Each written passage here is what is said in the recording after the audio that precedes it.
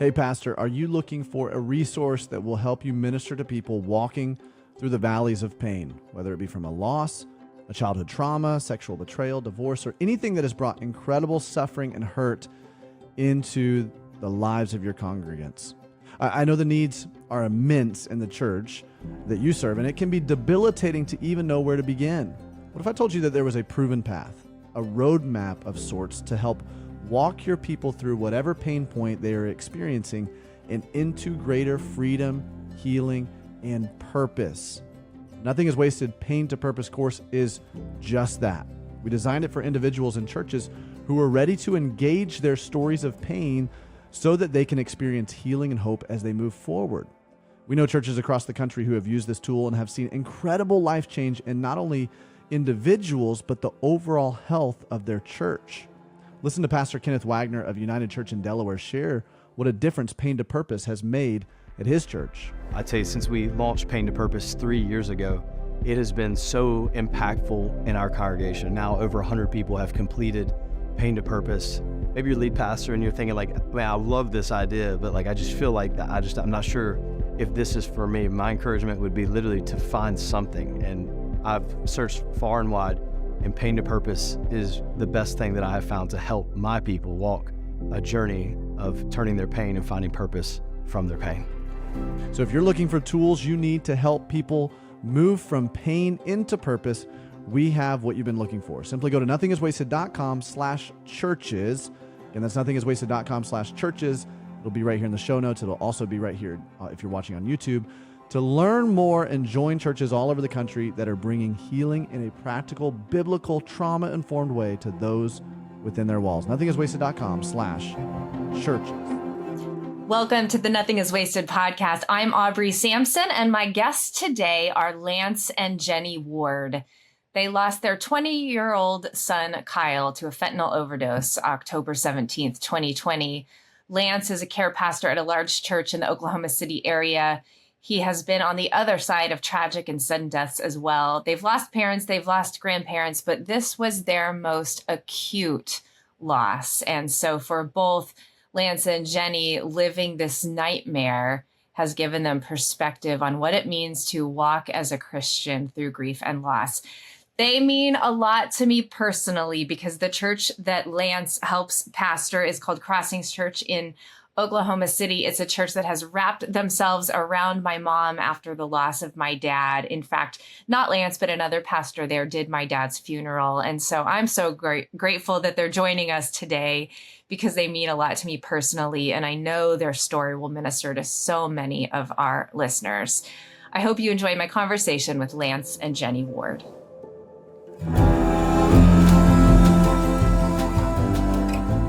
Lance and Jeni Ward, welcome to the Nothing is Wasted podcast. I am so grateful that you're here with us today. Thank you so much, Aubrey. We are glad to be here. Yes, we are. And I told our listeners this in the intro, but you have a special place in my heart because your church, Lance, you lead the care ministry there. It has been very tender with my mama as she's grieving my dad. And so I'm going to start crying before we even talk, but it means a lot to me that you joined me today for this conversation. And that's not why I had you here. We'll dive into your story in just a minute because it will connect with our Nothing is Wasted audience. But before we do that, I would love for you to tell our listeners just a little bit about yourselves. Sure, yeah. And just to brag on you, Aubrey, your tribute you wrote for your dad that you read at the service was really good. I mean, we work with people all the time on funerals and eulogies, and it's an art to do a really good, meaningful eulogy, and you did a great job. And that's where I looked at my assistant and I said, "Who is that?" And she told me, and I said, "Oh, I know of her. I didn't know that was her." So, we listened to our podcast, and I just didn't even put two and two together. So, but that means a lot to me. Thank you. We're Lance and Jeni Ward. We've been married for 34 years. We'll talk about a day back in 2020 that was just after our 30th anniversary. We have 2 kids remaining, and Kyle is our son that passed away. But we met in Myrtle Beach, South Carolina. We were with Campus Crusade on a summer mission project. She was from Southern Mississippi. I was from OU, Oklahoma. And that's how we met. And I don't know what you want to add into that. We were going on staff with crew, and then God kind of redirected us, and I taught school, and Lance sold yearbooks, and then went to the ministry 5 years later via Dallas Theological Seminary education for Lance. So I love that. I have friends in crew and friends in DTS, and so I love that you got to know each other in ministry. That's so beautiful. That's cool. Yeah. So you mentioned. Go ahead, Lance. I pastored a small church in Dallas after that, then served as a hospice chaplain for a short time, and then came to Crossings in Oklahoma City, where I'm originally from. So that's kind of a real quick rundown of how we got here. And how long have you been at Crossings now, Lance? It's been 14 and a half years serving as congregational care pastor. Yeah. Yeah, that's awesome. Well, thank you both for your ministry. And I know part of your story, what we're here to talk about, what you just sort of alluded to, is that in 2020, you lost your son, Kyle, very tragically to a fentanyl overdose. And that is, I know, some of our listener stories as well, or they've been touched, for lack of a better word, by addiction. So I'm so grateful. I know this is a hard story and a heavy story, but I'm so grateful for your willingness to share it. I know you've shared it at Crossings as well. But Lance, do you mind taking us back to that day and just kind of walking through what happened? Yeah, sure. So, and there's a lot of backstory to this with Kyle, and we'll talk about it throughout some of his addiction issues. But got home from actually officiating a graveside on a Saturday morning. It was a beautiful fall day. It was just one of those days that is just the epitome of fall weather in Oklahoma. Just great, a little cool in the morning, warming up to this beautiful day. Jeni and I are both college football fans. She's an Alabama fan. I'm Oklahoma, and Alabama they were going to play Georgia that night. Oklahoma wasn't playing that day, but I went ahead and turned on the TV, kind of put on my skivvies because I was, we were going to lounge around the house and watch football all day. And a knock came on the door. By the way, my kids call that a rot day. You're just going to rot all day long. Sometimes we get to the day after college football day and we go, we just pretty much wasted 24 hours, didn't we? So we were getting ready to waste 24 hours, and a knock came on the door, and it was campaign season. And so I just thought, well, that's probably some local congressman or senator. I'm not going to answer it. Well, they kept knocking, so I checked our doorbell cam, and I saw a police officer in a uniform, and then a police officer in kind of a warm-up coat, a jacket, and a shirt. And I was like, nothing had occurred to me. Now, let me just say this. Kyle had worked at UPS. He was in school at UCO, which is just about 10 miles from us, not even that much. The University of Central Oklahoma. Right. And but I really thought I had gone and earlier in the week, we had a neighbor that we really don't know, but their garage door was up all morning. So I went up in their driveway and hit the enter button on their keypad because I thought, I don't think this is right. So I'm going to try to shut their garage door. And Jeni had told me, you shouldn't be doing that on people's property. So I thought they had called the police. So I came to the door and they said, are you Lance Ward? They said, well, can we come inside? I said, no, we got a puppy and she's kind of rambunctious. Can we talk out here? And so they said, are you Lance Ward? I said, yes. And then they said, is your son Kyle Ward? And then I thought, something's happened. He's either in jail or he had a wreck and he's in the hospital, or is he in the police car? Where is he? And then they asked one or two more questions, and then the next sentence that came out of the officer's mouth had the word deceased and overdose. And I won't say that it was completely unexpected, but all I remember doing was I've heard a lot about, because I'm a care pastor and I deal with people and minister to people who've lost loved ones tragically. And so they say, sit down quickly or you'll pass out. So I just remember I bent my knees and put my hands flat on the ground and just exhaled. And the thing was, though, Jeni had just texted me a few minutes before they came, and she said, I'm in the checkout line. And it was at Steinmart. They were going out of business after COVID, and said, I'm checking out. And so my next thought was, well, Jenny's on her way home. And they said, can we come inside now because we want to ask you a few more questions? And I said, sure. And maybe Jeni will get home because I want you guys to be here. Yeah. Well, so while they're asking me questions, I'm looking on my phone and I'm checking her location and I'm refreshing and she's not moving. What I didn't realize was that she was in the checkout line, but it was a long checkout line. And so, Jeni, I can't remember exactly how it went, but I think I said, are you on your way home? I texted her once or twice. Mm-hmm. There's some sense of, he wants me home. what's going on? You know, I wouldn't have mentioned it was a long line because there was nothing was no coming reason out to really. football. Yeah. Right. And at one point, I think you said, Lance, what's going on? Mm-hmm. And so I looked at the police officers and I said, I think I'm going to have to tell her over the phone. What do I say? And they said, well, you just kind of have to tell her. And so I called her and she said, what's going on? And I said, Jeni, the police are here. And I asked if it was one of our other kids. Yeah, we were having some things with one of our other children. And so she drew a conclusion either one of us would have drawn. And so I said, no, it's Kyle. And I don't remember what I said. I don't know if I said he's gone or what, but I'll let you pick it up. So she's in a parking lot in Edmond, Oklahoma, just coming out of a store. Mm-hmm. And I'm telling her, your son, and it's crazy because she was a half mile from where they found him. She was a lot closer to his duplex than we were here, where he was living with a college roommate. But anyway, so it was just immediate shock. Yeah.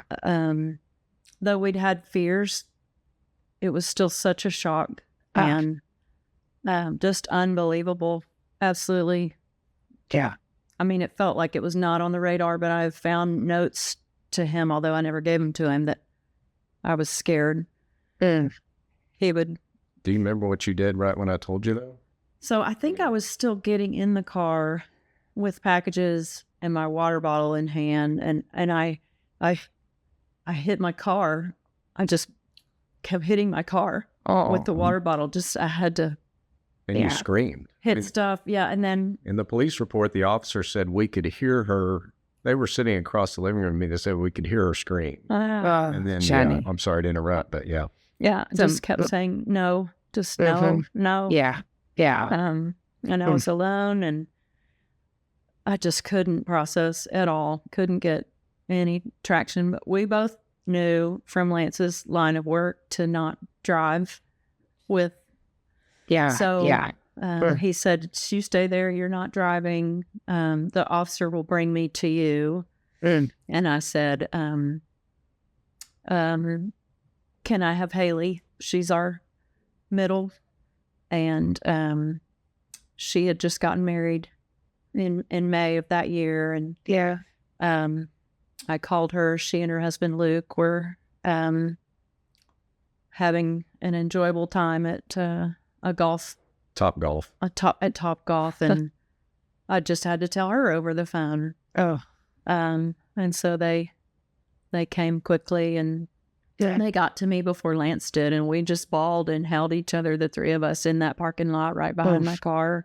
And then the officer brought Lance, and it was the four of us. Yeah, and I'll say, as I was getting in the car, anyone from Oklahoma knows that at noon on Saturday, they test the tornado sirens. And so as I was getting in the car, the tornado sirens blew.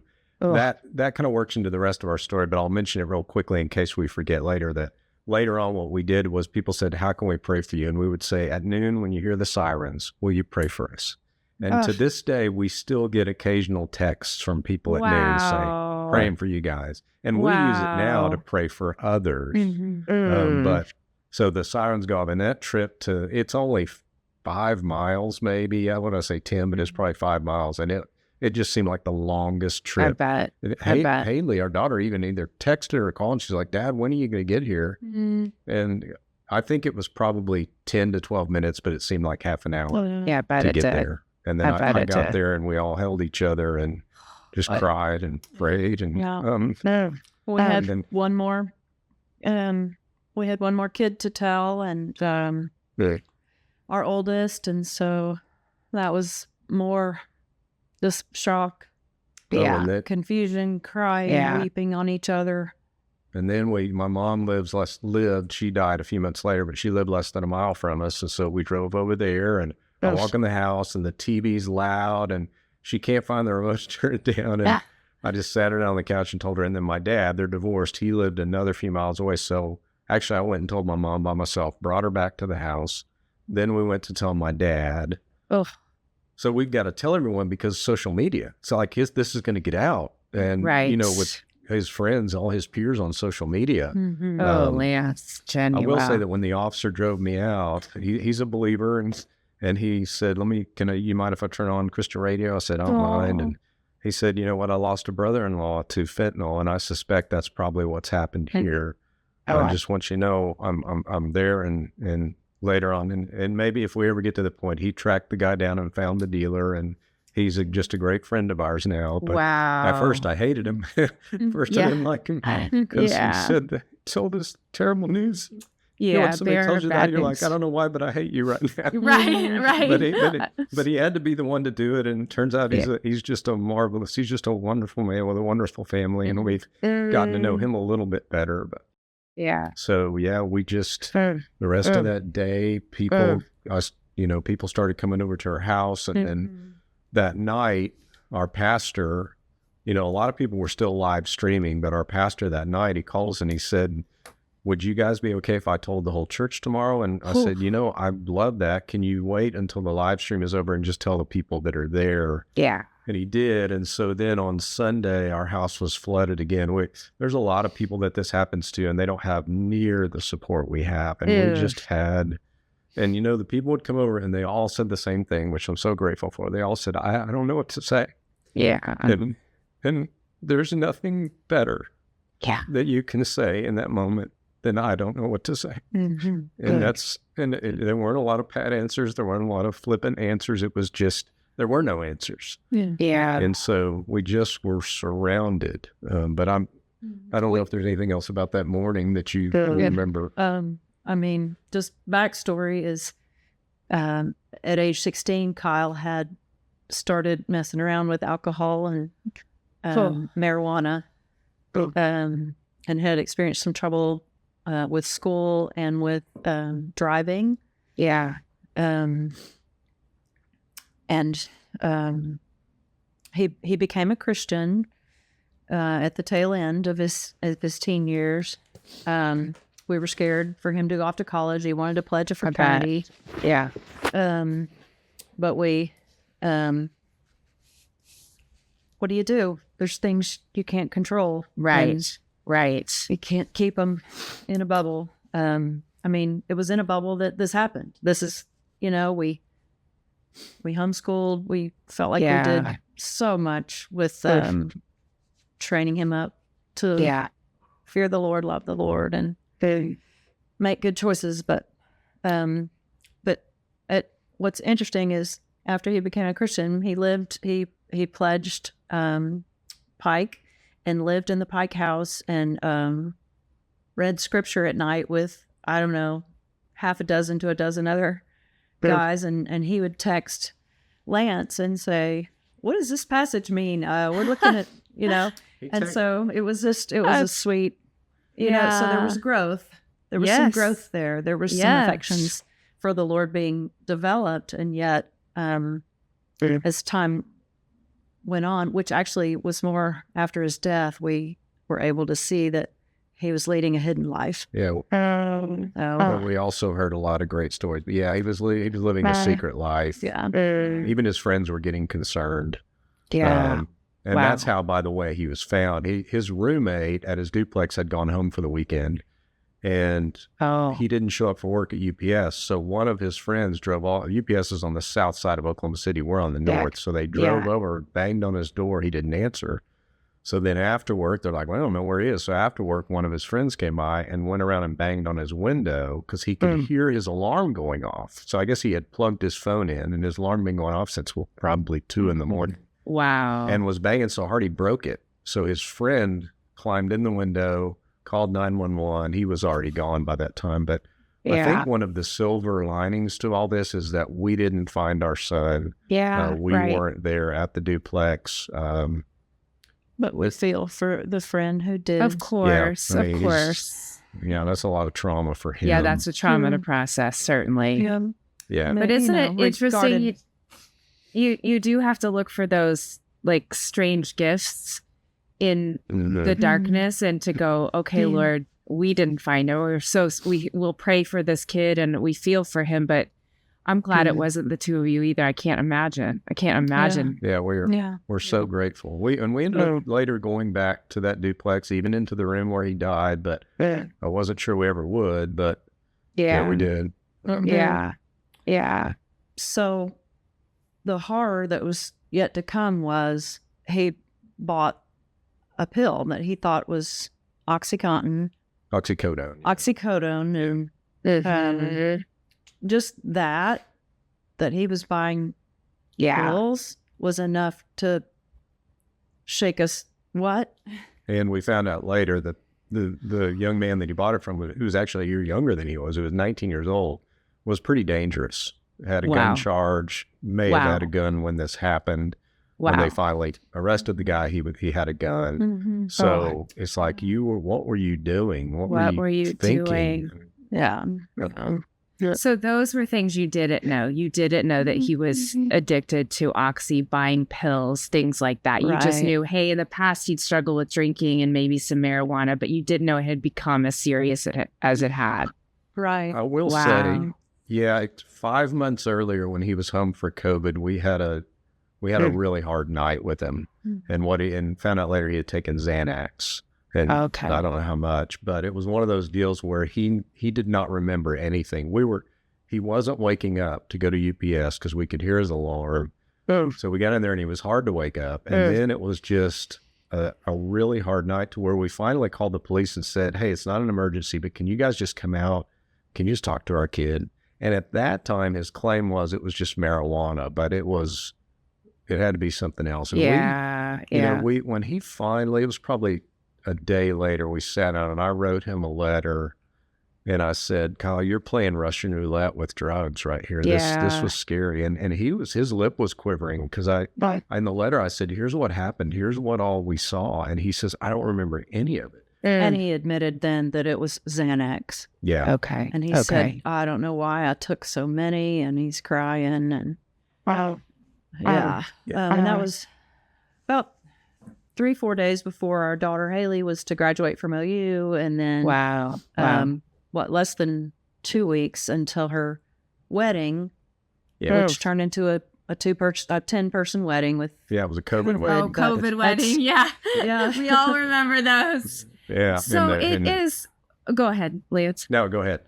I was just going to say, too, the context of our older was he was not home at the time. He was living on the West Coast and came home to live with us again. He did. Just weeks prior to Kyle's death. And was asleep when the police came over and everything. So, yeah. Wow. Just any backstory, but. No, that's so helpful. Thank you guys for sharing. I know it's probably, I'm sure you've told the story and relived the story, but every time I'm sure it's like, well, here we go again. So thank you for that. It's very helpful. If we could have someone talk to us about once a month and say, tell the story again, we do it. Because every time you do it, it's just like, I know you lost your dad recently, and I know that may help you to actually tell people about the day and what was going through your mind. We found that is the most therapeutic thing for us, is just to and your other lost story. I've heard your story. Actually, so. Thanks, Jenny. You're right. You want to talk about the people that you've loved and lost, and the version of it, and there is something healing in that. That's actually related to the question that I had for you. You're coming up now on 5 years. What has healing looked like in the middle of what is, an actual nightmare? You guys have been living an actual nightmare, and yet you're ministering, you're proclaiming God's goodness. What has the healing journey been like over the past 5 years? I think it would be good to, first of all, talk about the next day. Okay. Because it's like, what do? You dread the night, you dread waking up the next morning. And it's like, what are we going to do the next morning? And it's interesting that we just gravitated toward what we did every morning. We just went to our places in the house that we read our Bibles and journaled. Now, this was going to be a much different day, of course. Yeah. But we just spent the first hour just talking to God, reading. I opened the Psalms myself because I was like, Psalms have, there's something in the Psalms, and I don't know how many read, but I came to Psalm 56, and it says this in verse 8 and 9. It says, "You yourself have recorded my wanderings, put my tears in your bottle. Are they not in your book? Then my enemies will retreat on the day when I call." Of course, our enemy here is death and drugs and drug dealers. Right. And that's right. But the last line, I'll never forget, it said, "This I know, God is for me." And that personally carried me it still does, that it doesn't say, "This I know that everything is going to be okay," because it's not. My son's dead. He's never coming back. Right. But this I know. And so it was kind of like, and Jenny and I think both could testify to this, it was kind of like that morning, the quiet voice of the Holy Spirit was saying, "Are you going to give up now? Are you going to pump me now?" And this is where the rubber meets the road. And, I think it was like, well, to whom shall we go? I mean, this is a horrible thing, but if we abandon Christ here, well, that's not going to make it any easier. So, it just started with the next morning, and Jenny, you may want to talk about a little bit. Your experience that morning was far different than mine, but we just went to the Lord. I was a lot louder when I went to the Lord, and I was very, in grief, I was real tactile. So I got some paint and painted my journal page black, and then I guess someone had already given us flowers, and I glued a dead flower on there, and then I went for a run and listened over and over to the same song in the neighborhood north of us, where Kyle had a lot of friends and did a lot of hanging out, fishing, and etc. But I'm losing his name now, but the artist of the song and the name of the song, "He is jealous for me, his love like a hurricane." Oh, David Crowder. Just over and over. And the chorus is, "He loves us."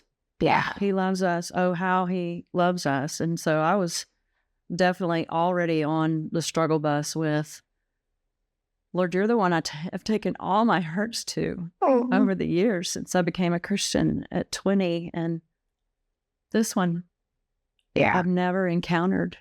My mom died. My dad died. But I've never encountered this gaping hole. And it's, I believe you're sovereign. And so this one really hurts that it came through your hands.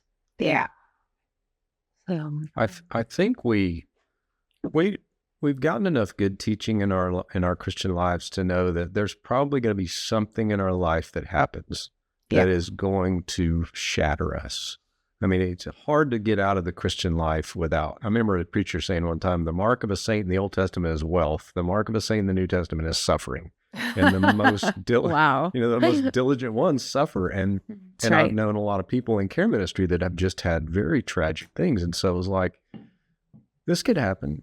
Jenny lost a sister when she was a child, so she's very familiar with child loss. I've had a number of people that I know that have lost children.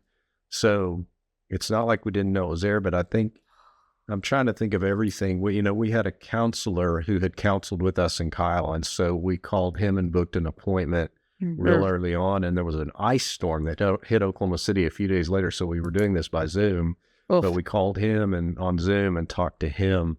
One of the things he told us was, he said, "I want you guys to be selfish for a while. I know you're used to being selfless and serving others, but this is your time to be selfish. This is your time, if you need to say no to people, say no. This is your time to do what you need to do," which was very helpful. That's such good advice. Since really was, and since drugs were involved, we were also so relieved to hear Kyle deserves to be grieved, because there's that stigma where you're like, "I'm ashamed." And so he relieved that. He had some understanding and said, "How long have you been on alert with Kyle?"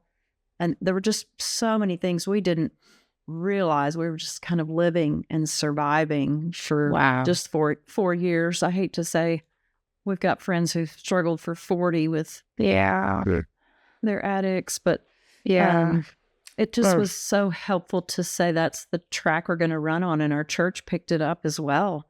They were just able to say, no, you're not going to hang your head. That's not the only person Kyle was. That's not his only identity. And that's right.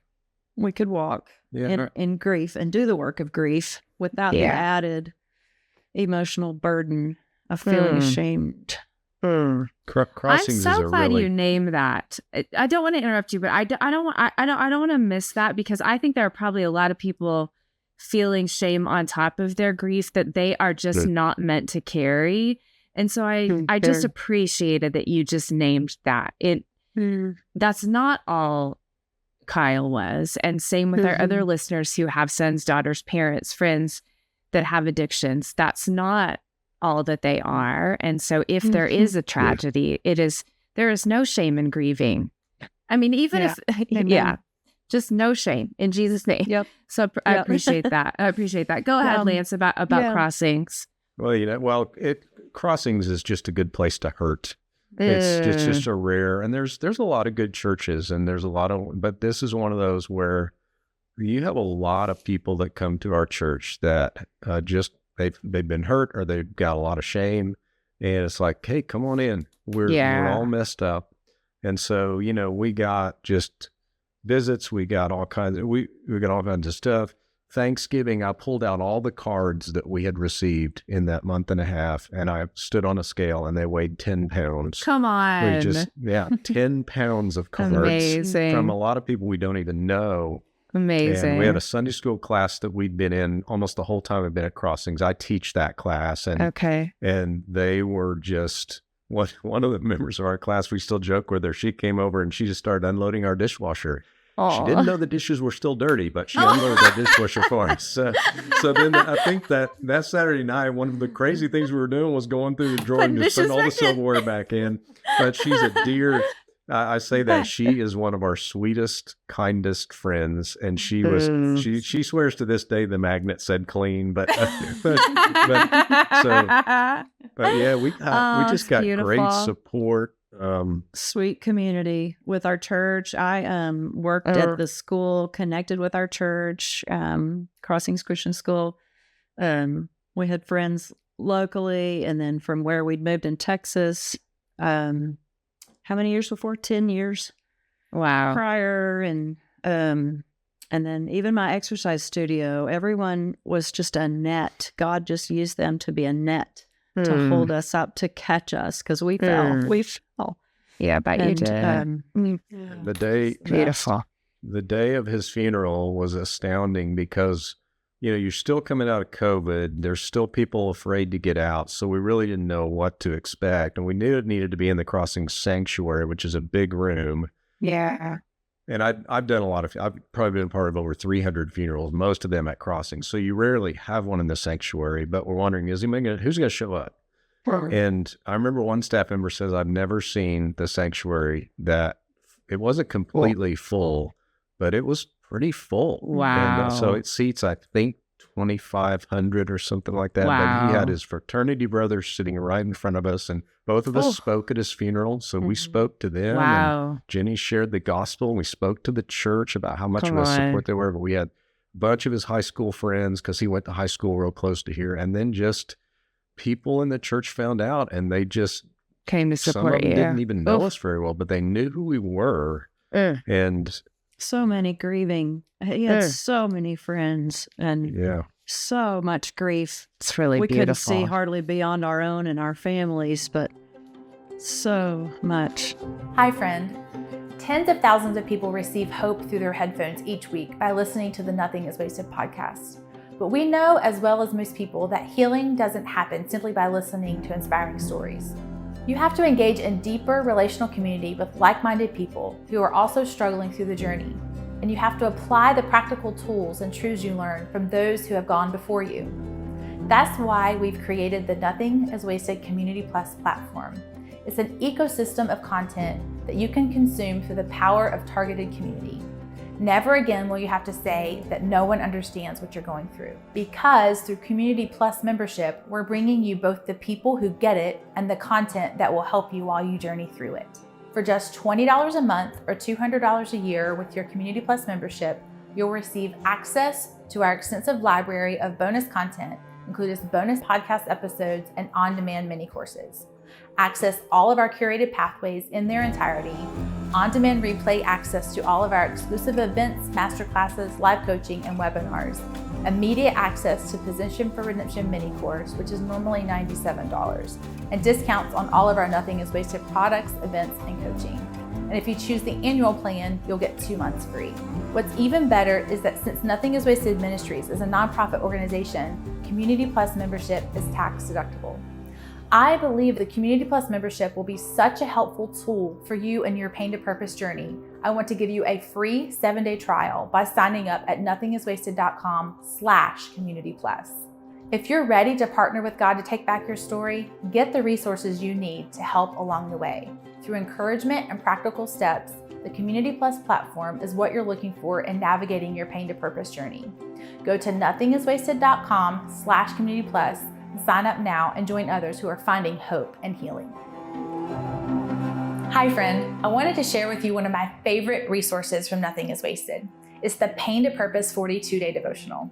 This devotional is a beautiful 42-day journey through life's valleys with biblically based encouragement to help you or someone you love navigate the difficulties of life. Each week, you'll learn from the journey of a major character in Scripture and reflect on how that impacts your own story and whatever you are facing. From Job to David, from Ruth to Jesus himself, you'll see how God has taken the most dire of circumstances and brought healing and redemption from the ashes. This devotional makes a great gift for the person who's walking through a recent loss or trauma, or who carries the wounds from pain in their past. It's something that you can keep on hand to give to someone who is experiencing any kind of pain point, and is a great addition to your daily time with the Lord. For just $25, you can get one for yourself or gift it to a friend. For our Nothing is Wasted podcast listeners, we want to offer you 20% off your entire order with the coupon code PODCAST in all caps.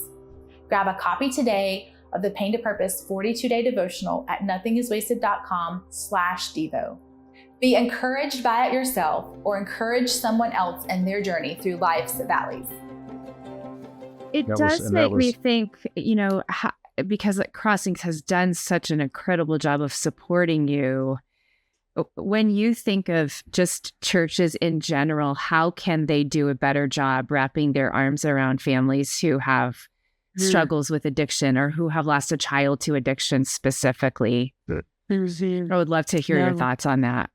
I think of a friend in Dallas who had a similar loss, and we got so many meals and gift cards. I mean, for a year, we just had gift cards to restaurants that we didn't have to think and function and feed ourselves. And these friends just got one meal. Yeah, and they lost him in June, and it was when everything was kind of shut down too. But yeah. Yeah. And so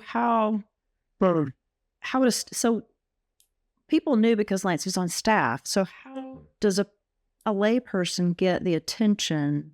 Yeah. And I know. I think, for one thing, there's unfortunately enough of us that it's happening in churches, opioid epidemic. And so I think you've really got to be a watchdog and then contact your staff and this person has needs, and let's see if we can meet them.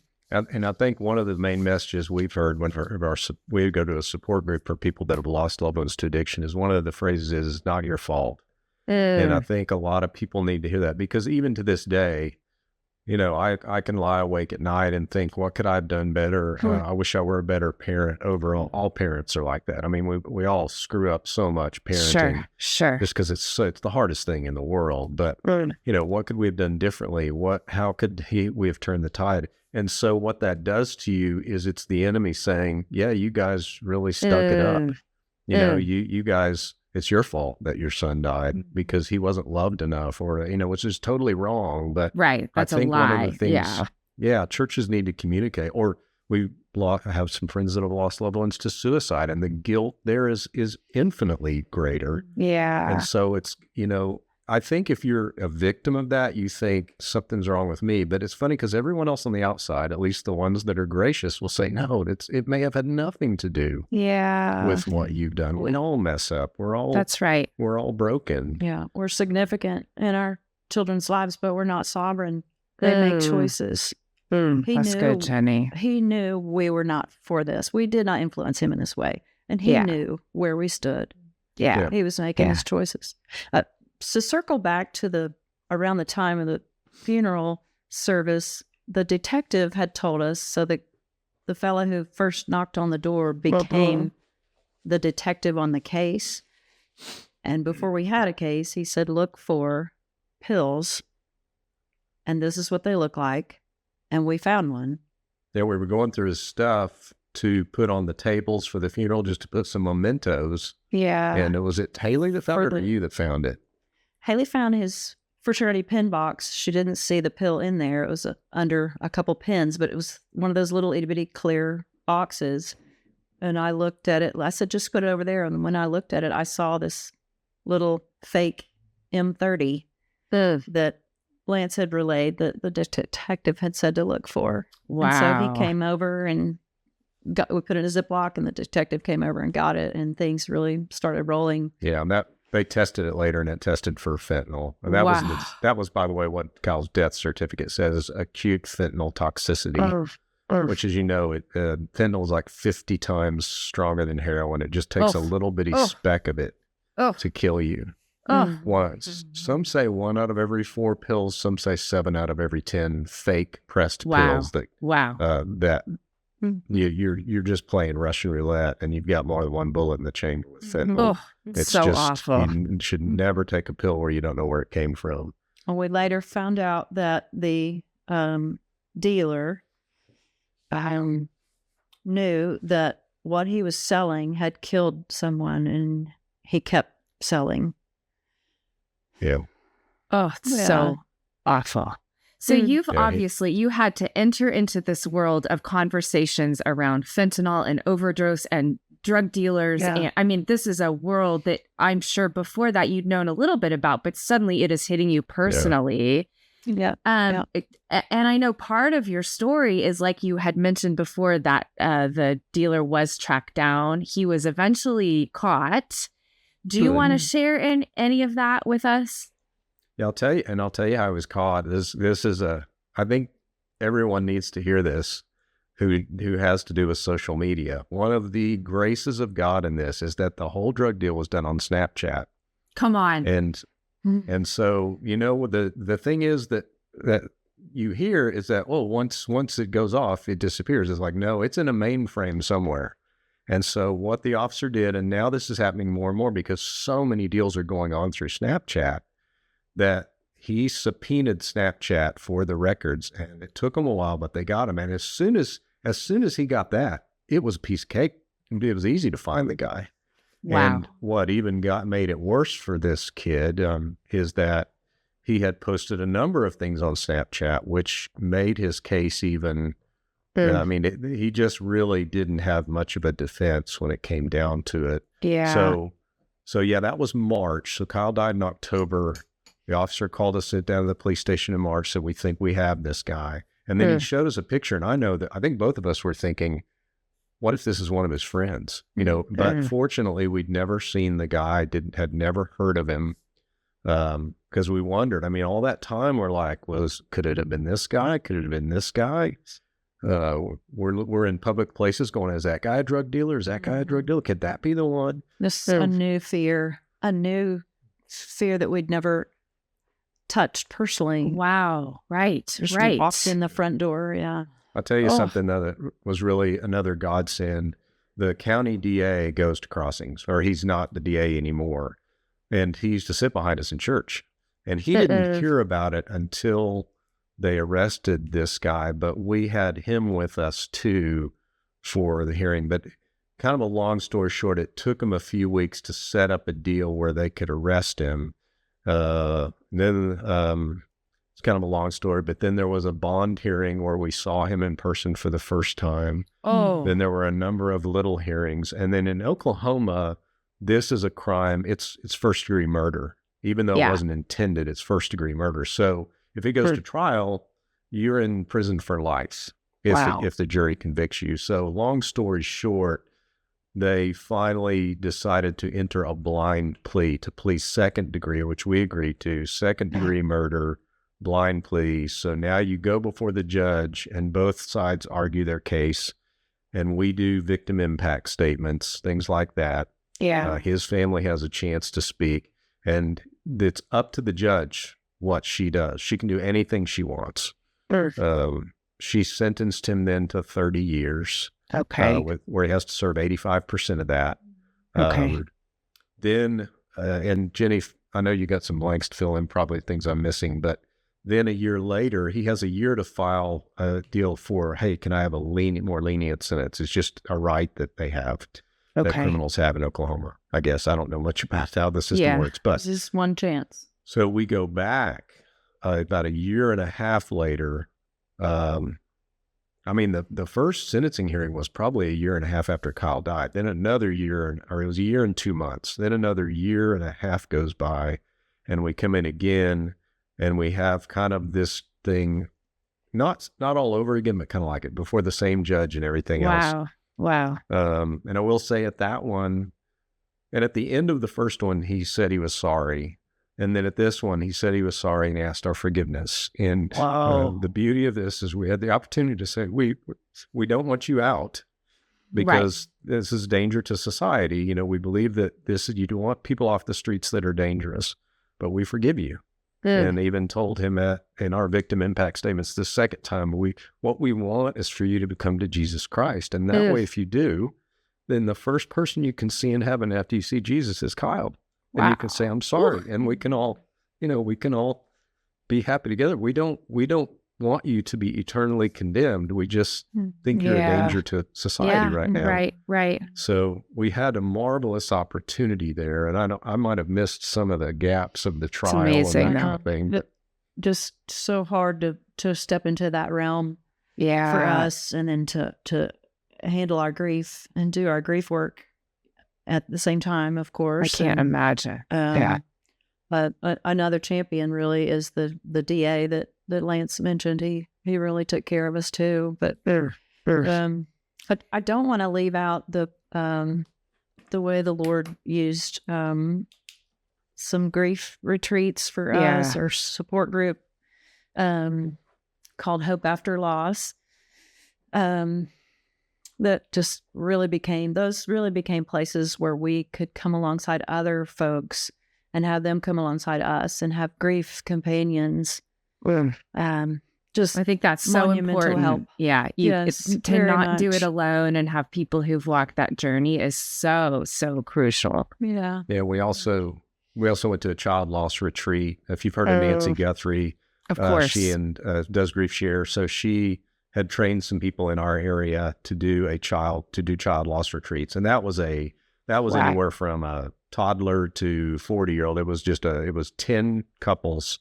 Wow. And we went to that. We all got to tell our story the first night and the first morning. And then we just hashed through some of the things that you deal with when you lose kids.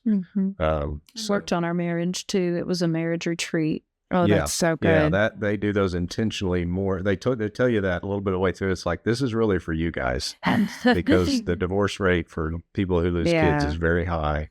That is a question that I had for you, if you don't mind me kind of running in that direction. How, because that is true. The divorce rate for families who have lost a child is tremendous.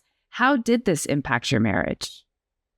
Well, they did kind of debunk that actually at the retreat, that they said it's not so much that that there's a difference. But anyway, it's a definite strain. But we had been strained with pastoring where Lance was the only full-time staff. That had been a strain, raising 3 kids. Yes. We homeschooled. That was a strain, homeschooling for 11 years. And then moving here. Yeah, if we were going to be kaput, it would have happened years ago. It would have happened years ago. You were pretty solid at that point. Yeah. Hot parenting. We really had to come together, at different points where we were maybe being pulled apart and just keep fighting for a marriage through things prior to Kyle. Okay. Being, but That's good. It seems like I heard too, I don't know if it was there or somewhere else, but it said a lot of the times when those divorces happen, there's probably already stresses before the death. There were already, and we had just celebrated our 30th anniversary. It's funny, we celebrated our 30th anniversary 3 weeks before that, went down to some cabins in Southeast Oklahoma, and we brought all the letters that we wrote to each other when we were dating. Oh, that's and we really precious. We would read them out. Well, I got the idea. we dated long distance. Yeah, we dated long distance for a year. So we have all kinds of letters. And a friend of mine said, this is what you ought to do. Well, it's funny because when we brought them home and they were just on the coffee table and they just sat there and they were there the day Kyle died. People were coming over and our love letters are sitting right there on the coffee table. But we had. It was the sweetest trip, and just, almost when I had such down moments after Kyle died, I was like, Lord, and you gave us that. Yeah, I was thinking that. And I wasn't to thankfulness yet. I was like, that's real. That was a tease. Lord, you gave us something so sweet, and you still knew this was going to, just all tripped up on his sovereignty and his plan. What was, the awfulness of it. But I cannot go without saying either all the grief books that were such a great help. And I had read Jerry Sitzer's A Grace Disguised. And love that book. That's definitely the most listened to podcast of Nothing is Wasted. I've listened to that several times. Great conversation that Davey had with him. Yeah. Yes. So helpful. So helpful. But what began to open up in me, Lance mentioned I lost a sister, and stated that I knew all about child loss, but I really didn't, since our family didn't deal with it. Oh, so it opened up that buried grief. Yeah. With Kyle, I thought, gosh, my mom went through this. I don't have her anymore to talk to her about this. What was my family like? Because I have some memory lapses. Yeah. So books like Jerry Sitzer's were real helpful to unpack grief, and other books that I read, because I had to kind of make sense of my current loss in light of my past loss. Yeah. So it was, I felt like a toddler, emotionally, kind of growing and learning to walk. But that has been the revolution that I needed. I love to hear Pete Scazzaro say you have to go back in order to go forward, and that's exactly what God had. Exactly what God had in mind. I did Celebrate Recovery and went through the 12 steps to recover from codependency. There's a local retreat called Green Shoe Retreat that helps you examine your years from 0 to 18. And again, this is everything's such good resources. You're grieving, Kyle, and you're doing all this backward looking, but it was so needed.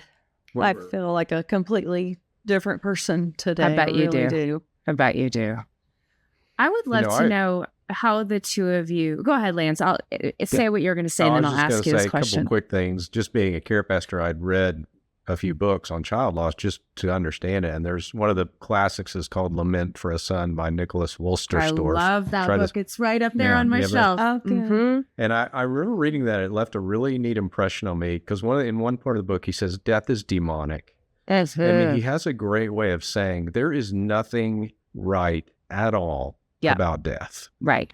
You can have a celebration of life and all that stuff, but the reality is somebody has died. Yes. And so he really got me in tune with accepting that. And then one of my favorite, probably our favorite books is Tim Keller's Walking with God Through Pain and Suffering. That's on my shelf too. Yeah. So that's another good one. Providentially, I had taken my team through that in our team meetings a couple of years before. Wow. And then Jenny and I read it individually, and just the perspectives he brings. There's just so much that happened before that I think prepared us. I think we accept without any doubt that this life is going to be really hard, and there's no guarantee something worse won't happen. Something worse could happen down the line. Right. You just don't know. And no matter how much you read your Bible and pray and enjoy church, those are what we do for sure. Those are our disciplines. But it's a sin-wrecked world. And a lot of the times the saints that are most cherished were the ones who suffered the most. So we had a guy in our church in Dallas that used to say he had MS and he was losing his voice, and he would say, everything this side of hell is gravy. And so, we had heard that. We heard that before Kyle was ever born. But it's like you never forget. You see it's a joy to see the suffering saints. Amen. Amen. Who endure, and who stay committed. Yeah, that's right. Who don't walk away. One thing I'll say, and then I know you have a question. The DA, when the DA sat down and met with us before any of this started, he said, Lance and Jeni, one word you are never going to hear us use is closure. Because closure means you get your kid back. And you're never going to get your kid back. So he said the media will call it closure and other people will call it closure if justice happens. But he says you're not going to hear that from our lips. Wow. We understand because they work with a lot of people that are victims of murder and that kind of thing. And he knew. It's like, no, you can't get closure is glory. That's right. And that's right, Lance. That's not here. So, okay, you had a question. Yeah, sorry. I wish I could talk to you guys for another hour. I'm so grateful that you've shared your story with us. But for a small fee. Just as a, as a final question, I am sitting here thinking of our listeners who are just hurting in their grief because they've lost a child, or maybe they're watching their child suffer through addiction. And I would just love to kind of open the space for you two to minister to them. What's a word of strength or hope or wisdom that you can speak over that listener? If you have a child or a husband or spouse, a sibling, a cousin, a nephew, a parent who is addicted to alcohol or drugs, they need help. All the love you have is not going to get through. They are trapped. They are hooked. And I would immediately call Hope is Alive Ministries and ask for their help. That's the one we're most familiar with. Yeah, I know that's great. We can put that in the show notes for people. Yes. Thank you for that. Yes, please. They need help. We did not know. We knew, again, that Kyle had played around, but we didn't know the extent at all. And he needed, in hindsight's 2020, you don't know what you don't know, but he needed recovery. He needed rehab and detox and recovery. And Hope is Alive has been someone who's taken us in. They are a ministry with sober living homes, and they are great friends and recovering addicts that I'm very proud to call friends. And they've helped me heal as I see them recover and see how hard it is to walk that path and choose each day to go with the Lord instead of with the substance. So they're in 6 states, 26, I think, sober living homes. Wow. They love the Lord Jesus and put him right in the center of all the healing. So that's awesome. A recommendation that I make. And they are able to help parents either find a place or set boundaries. There's a support group called Finding Hope for those with loved ones or family members who are addicts, and they'll walk with you and help you set your boundaries. That's not good. Enable, and get some wisdom on what to do. Yeah, and I would say if there's not Hope is Alive, I think that group is very similar to what we call Al-Anon. Jay and I grew up with alcoholic fathers, and we never went to Al-Anon, but something to where you can know in a group setting you are not going crazy. And whenever you've got an addict in the house, they can easily gaslight you and make you feel like maybe you're doing something wrong by trying to help them. It's a strange dynamic. And so you have to kind of get your bearings and kind of know. I think, one of the things I would say is that if you have a kid or a friend gets addicted to something, I would seriously talk to them about pills and say, listen, the thing now is not you can get addicted. The thing now is you can die. Don't ever, ever, ever take a pill where you don't know where it came from. Because that's how so many of these fentanyl deaths are happening. Some of it's just an innocent. This friend says, I'm not feeling very well. I got some of these somebody gave me. Why don't you take this? It'll make you feel better. And they don't even know it's got fentanyl in it. So if you haven't gotten a prescribed drug, don't take it. And I think overall to people who suffer, one of the things I said before Kyle died, just based on scripture, is if you belong to Christ, the worst thing that could possibly happen to you cannot happen to you. Amen. And so, losing a son is awful, but losing your soul for eternity is infinitely worse. And there is this hope that we will see him again. So I I hang on to that too. The worst thing that could possibly, it doesn't mean that it doesn't hurt right now. The worst thing that could possibly happen to us can't happen to us, can't happen to you, because we know Christ. That's right. And Kyle did, and we knew he was, we knew he was safe. And that's right. That meant the world to us. We found in a prayer journal that he kept for a few weeks one summer, Lord, I've been controlled by substances more times than I can count. Help me have self-control. You just can't. You just can't say, let me have self-control. That is not how it works. Romans 7, he knew what the right thing was, but he just couldn't. You can't. The addiction you can't. was powerful. So I would say if you have a loved one, then, and you suspect they're in trouble, then they probably are. So take some action, get some advice on what action to take. And then Kyle said, I have friends who are afraid to trust you, Lord, meaning for salvation and to give their life completely over to him. And he said, use my life as a bridge. And the Lord used his death as a bridge. Yeah. Wow. Thank you for sharing that. Jeni. Lance and Jeni, it's been so wonderful to sit and talk to you. And I'm unbelievably moved and grateful that in your deepest, darkest pain, you are still holding fast to Jesus, first of all, and to one another. And what I hear from you both is you're doing it very honestly. Like you both are proclaiming hope of Jesus, but you're also saying, this is really hard, God. I don't know what to do with this. And I just appreciate that very honest faith. And I know that's going to minister to a lot of our listeners as it's ministering to a lot of people in the Oklahoma City area. So thank you both for continuing to run the race. And just appreciate you being here today. Thank you. And shout out to our daughter, Haley, who's doing the same. Well, hey, thanks so much for joining us for today's episode of the Nothing is Wasted podcast. We hope you enjoyed it and found it as encouraging and insightful as we did.